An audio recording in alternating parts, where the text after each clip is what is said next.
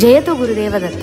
మనుషుల జన్మ చాలా సులభంగా సాగాలన్నా, భగవంతుని అనుగ్రహం కలిగి జన్మ పరిపక్వత చెందాలన్నా జ్ఞానం ఎంతో ముఖ్యం. ప్రతి జీవుడు జ్ఞానవంతుడు కావాలి. జ్ఞానస్వరూపిణి అయిన సరస్వతీదేవి కృప వల్ల జ్ఞానం ప్రాప్తిస్తుంది. ఈ జ్ఞాన ప్రాప్తి అందరికీ కలగాలనే సంకల్పంతో పూజ్యశ్రీ గురుదేవులైన శ్రీ గణపతి సచిదానంద స్వామీజీ వారు దేవీ భాగవతాంతర్గతమైన ఈ సరస్వతి రహస్య స్తోత్రాన్ని భక్తులకు అందిస్తున్నారు. ఈ స్తోత్ర పారాయణ వల్ల విద్యార్థులలో చురుకుతనం, జ్ఞాపక శక్తి పెరుగుతాయి. ఈ స్తోత్ర పారాయణ చేసే వారందరికీ కూడా జ్ఞాన సిద్ధి కలుగుతుంది. వాగ్దేవి స్తుతి సర్వకామప్రదం. యాజ్ఞవల్క్య మహర్షి ఒకప్పుడు గురుశాపం వల్ల నేర్చుకున్న విద్యలన్నీ మర్చిపోయాడు. శాప విముక్తి కోసం దుఃఖార్తుడై సూర్యోపాసన చేసి సూర్యుణ్ణి స్తుతించాడు. అప్పుడు సూర్యుడు ప్రత్యక్షమవుతాడు. సూర్య అనుగ్రహానికి పాత్రుడవుతాడు యాజ్ఞవల్క్యుడు. ఆ సూర్యుడికి తన గోడు వెళ్లబోసుకొని విలపించాడు. సూర్యుడు వేదవేదాంగాలను అనుగ్రహించి